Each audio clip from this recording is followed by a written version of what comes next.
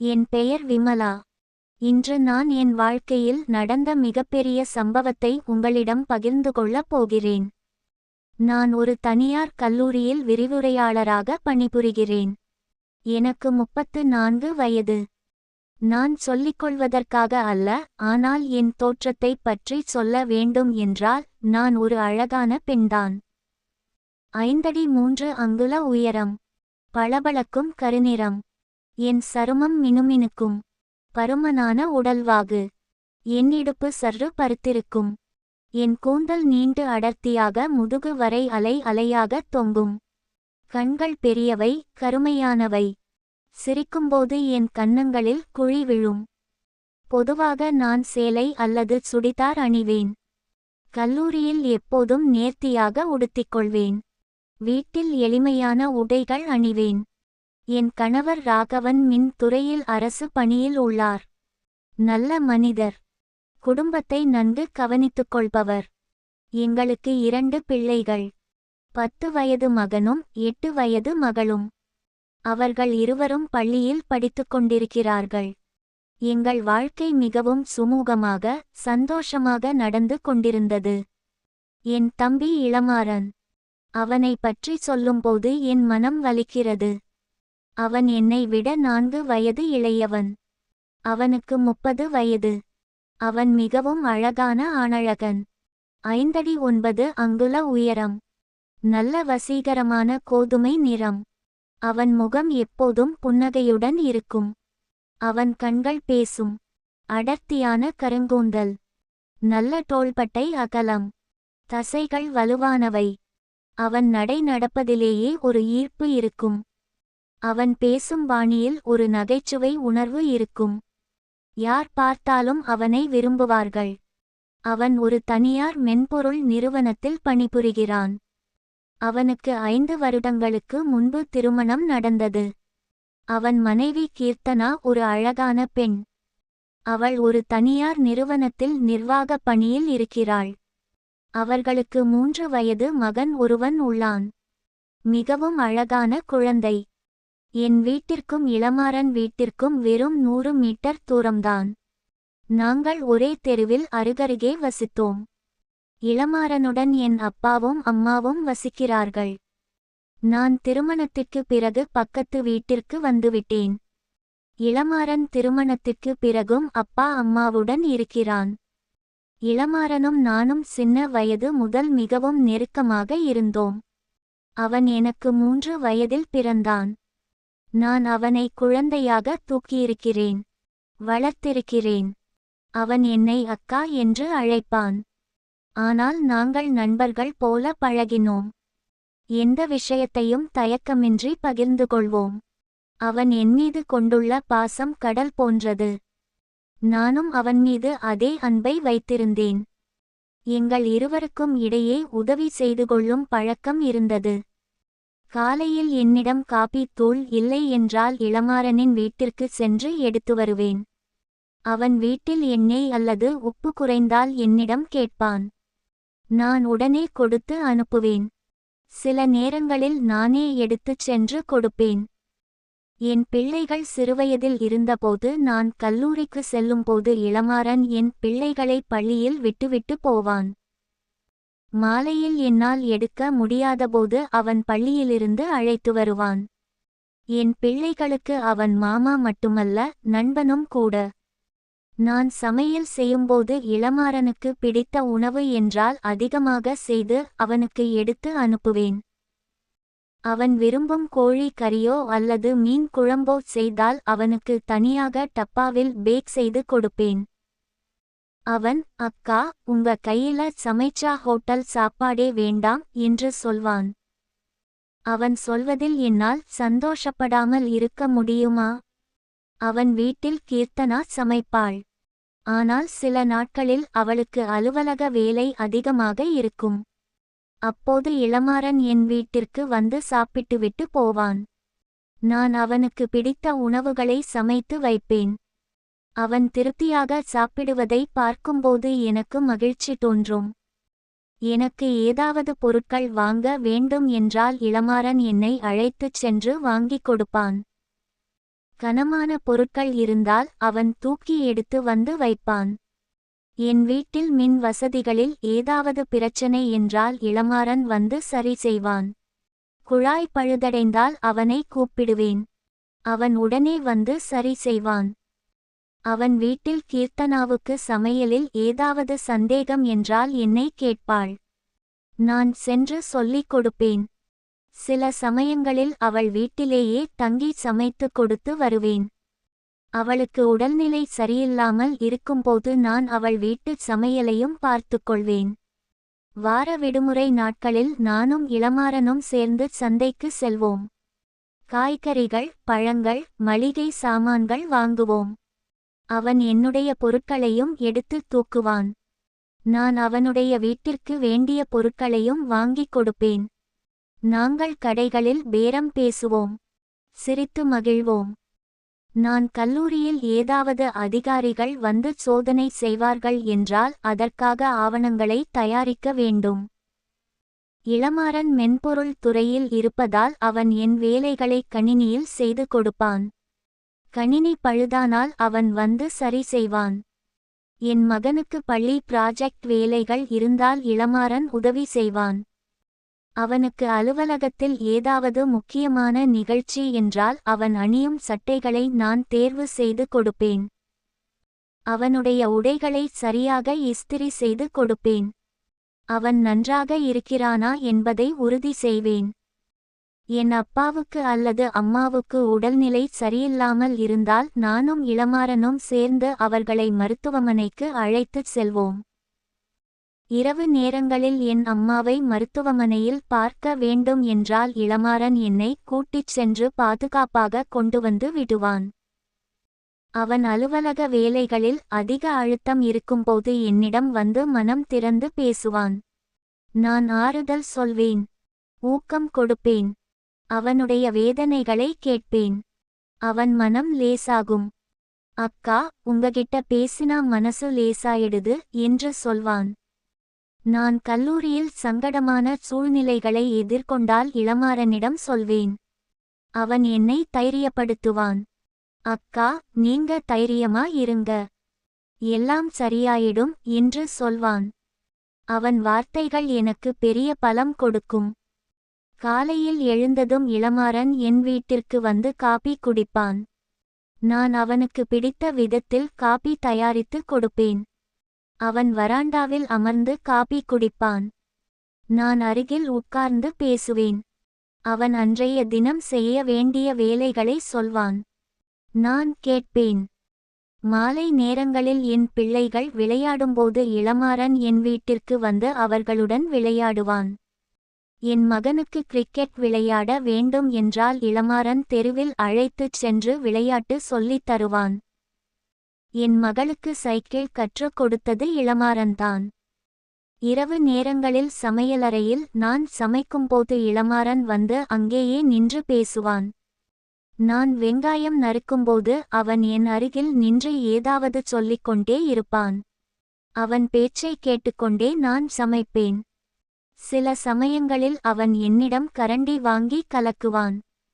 அக்கா, இந்த கறி ருசியா இருக்கா பார்க்கலாம் என்று சொல்லி சுவைத்து பார்ப்பான்.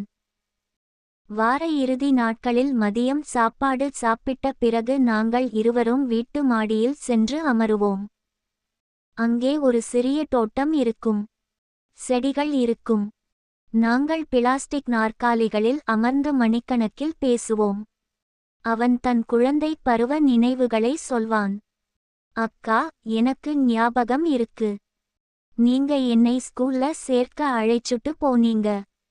முதல் நாள் நான் அழுதப்போ நீங்கதான் என்னை சமாதானம் பண்ணினீங்க என்று சொல்வான். ஆமாம்டா. அப்போ நீ எவ்வளவு சின்ன பையனா இருந்தே நான் சொல்வேன். அக்கா, நீங்க என்னோட பெஸ்ட் ஃப்ரெண்ட்.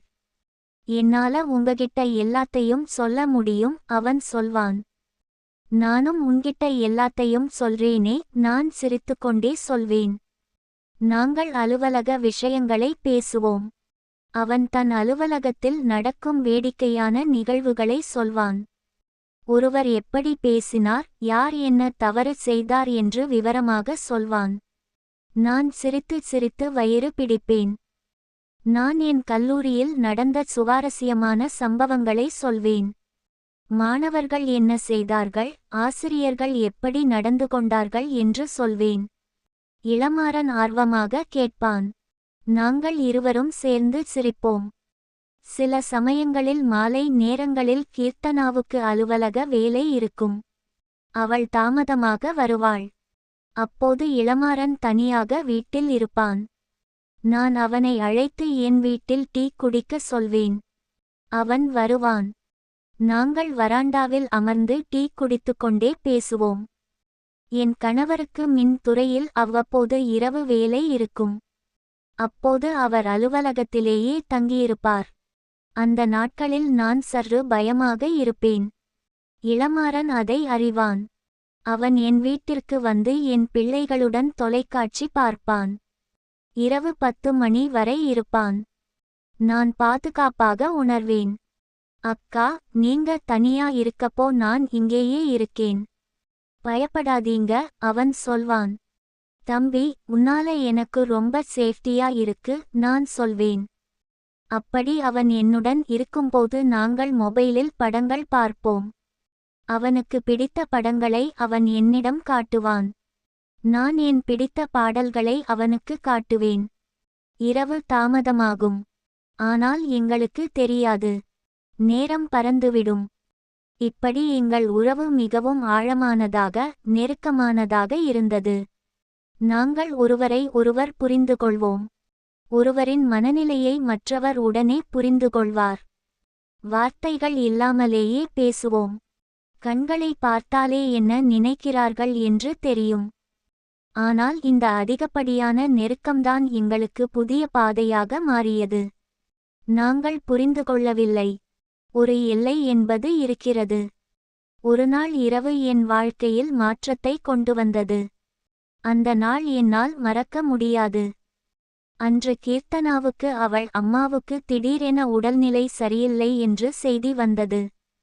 அவள் இரவு 8 மணிக்கு குழந்தையை எடுத்துக்கொண்டு அவசரமாக தன் ஊருக்கு கிளம்பி சென்றாள்.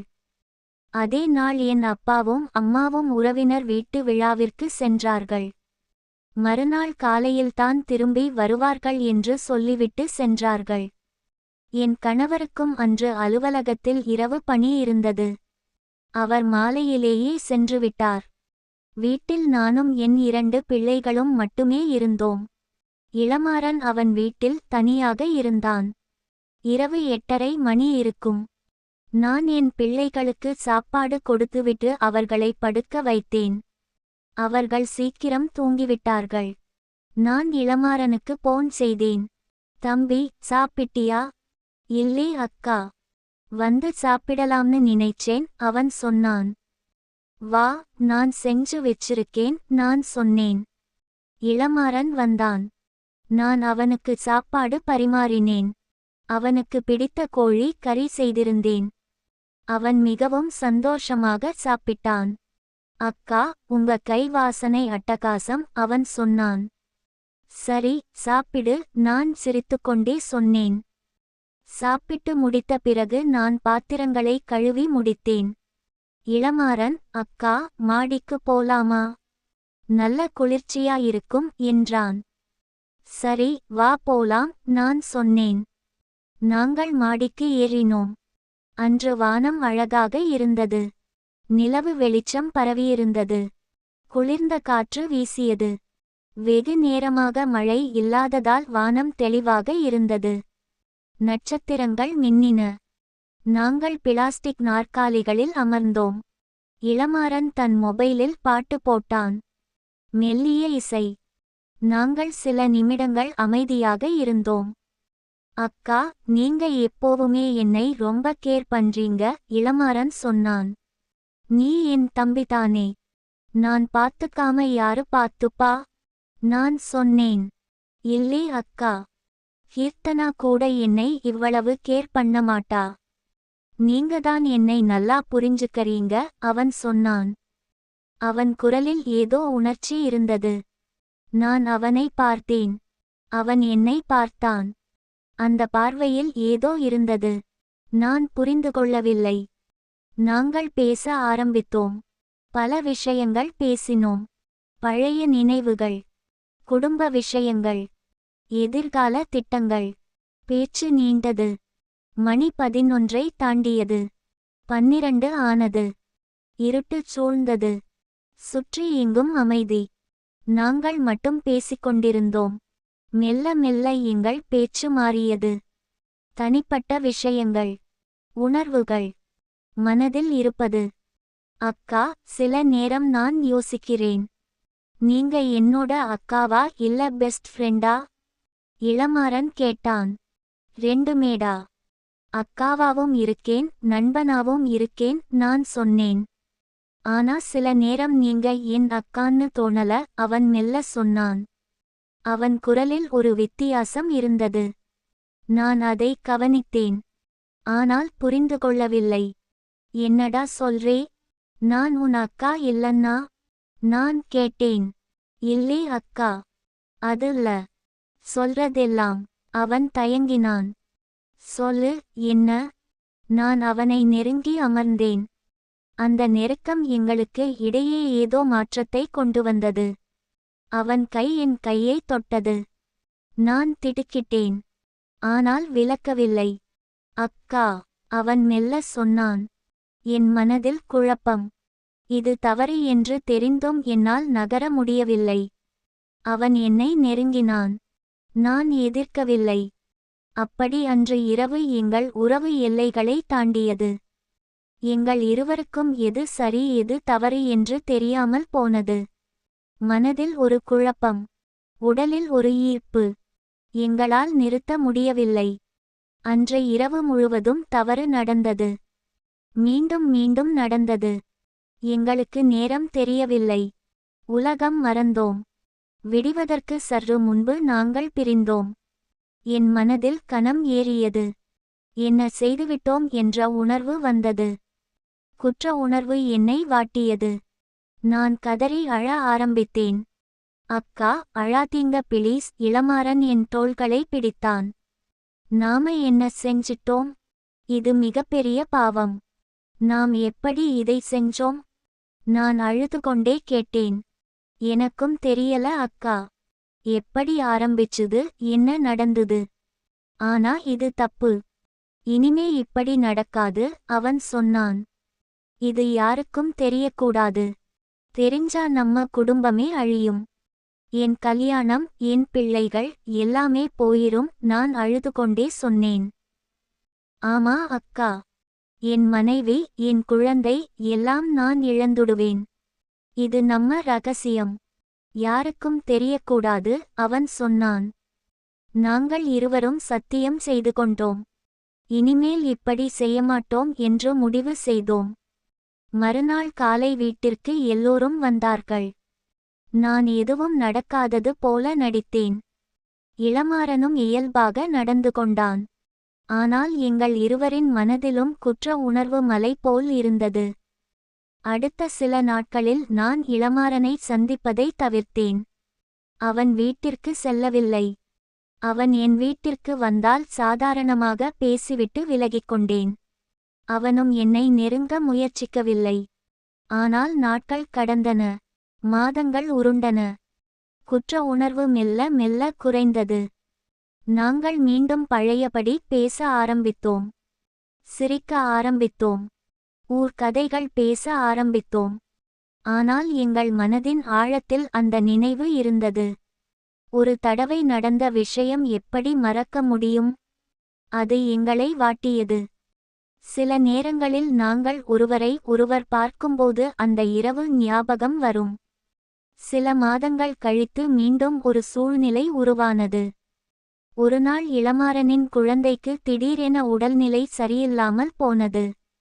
காய்ச்சல் அதிகமாக இருந்தது. கீர்த்தனா, என் அப்பா, அம்மா மூவரும் குழந்தையை மருத்துவமனைக்கு அழைத்துச் சென்றார்கள். அன்று மாலை நான் சமையலுக்கு தக்காளி தேவை என்பதால் இளமாறன் வீட்டிற்கு சென்றேன். அவன் வீட்டில் தனியாக இருந்தான். கதவு திறந்திருந்தது.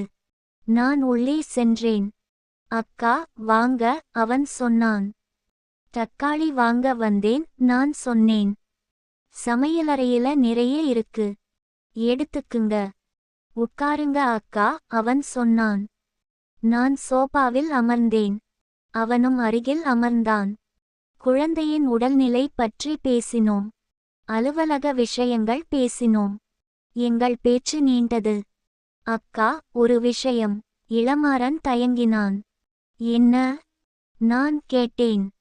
அந்த நாள்ல நடந்ததை நான் மறக்க முடியல, அவன் மெல்ல சொன்னான். என் இதயம் துடித்தது. நானும் மறக்க முடியல. ஆனா அது தவறு. நாம இனிமே அப்படி செய்யக்கூடாது, நான் சொன்னேன். தெரியும் அக்கா. ஆனா. அவன் என்னை பார்த்தான். அந்த பார்வையில் மீண்டும் அதே ஈர்ப்பு. என் மனம் வேண்டாம், இது தவறு என்று சொன்னது. ஆனால் என் உடல் கேட்கவில்லை. அவன் என்னை நெருங்கினான். நான் எதிர்க்க வேண்டும் என்று தெரிந்தும் எதிர்க்கவில்லை. மீண்டும் அதே தவறு நடந்தது. அன்று மாலை முழுவதும் தவறு செய்தோம். அதன் பிறகு நாங்கள் இருவரும் முடிவு செய்தோம். யாருக்கும் தெரியக்கூடாது. இது நம்ம இருவருக்கும் மட்டுமே தெரிந்த ரகசியம் இன்று. அதன் பிறகு வாய்ப்பு கிடைக்கும்போதெல்லாம் நாங்கள் தவறு செய்ய ஆரம்பித்தோம்.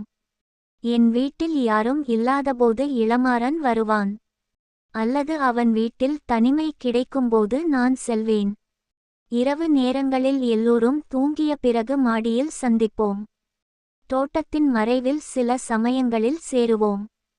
எங்கள் வாழ்க்கை இரட்டை வாழ்க்கையாக மாறியது. வெளியில் சாதாரண அக்கா தம்பி. உள்ளே தவறான உறவு. எங்கள் மனதில் எப்போதும் குற்ற உணர்வு இருந்தது.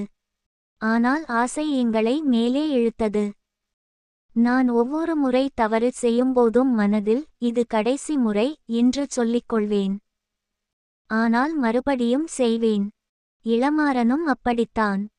நாங்கள் இருவரும் அந்த தவற்றில் அகப்பட்டு தவித்தோம்.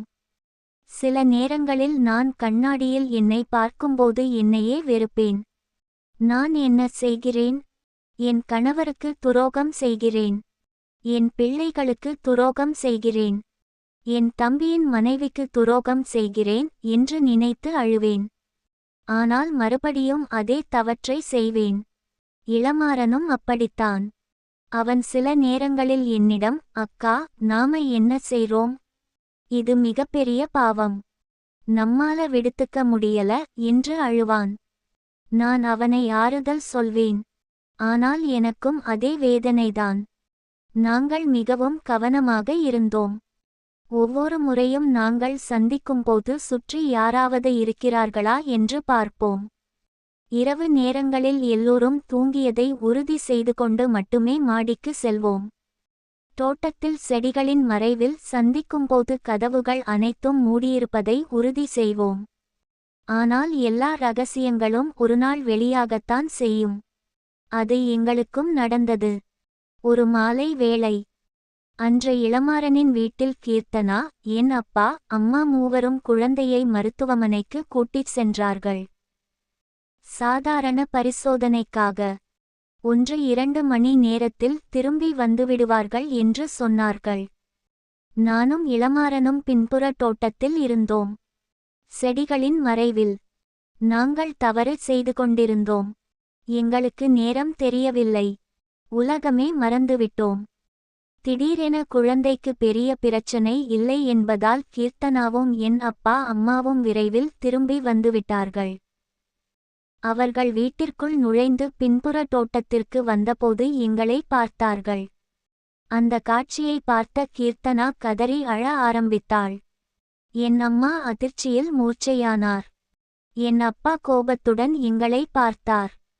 என்னடா இது? என்ன செய்றீங்க? அக்கா தம்பி உறவை கெடுத்துட்டீங்களா? என் அப்பா கத்தினார். நான் அதிர்ச்சியில் உறைந்து போனேன். என் வாழ்க்கை அந்த கணத்தில் முடிந்து போனது. இளமாறன் பதறினான். எங்கள் ரகசியம் வெளியாகிவிட்டது. கீர்த்தனா தரையில் அமர்ந்து அழுதாள். நான் உன்னை நம்பி வாழ்ந்தேன். நீ என்னை காட்டிக் கொடுத்துவிட்டாய். அதுவும் உன் அக்காவுடனா? இது எப்படி சாத்தியம்? என்று அழுதாள். என் அம்மா மூர்ச்சையிலிருந்து எழுந்து என்னை பார்த்து, நீ என்ன செஞ்சே? என்னமா வளர்த்தேன்? உன் தம்பியை கெடுத்துட்டியா என்று அழுதாள். அன்று மாலை என் கணவருக்கு தெரிவிக்கப்பட்டது. அவர் வேலை முடித்துவிட்டு விரைந்து வந்தார். எல்லோரும் என் வீட்டில் கூடினார்கள்.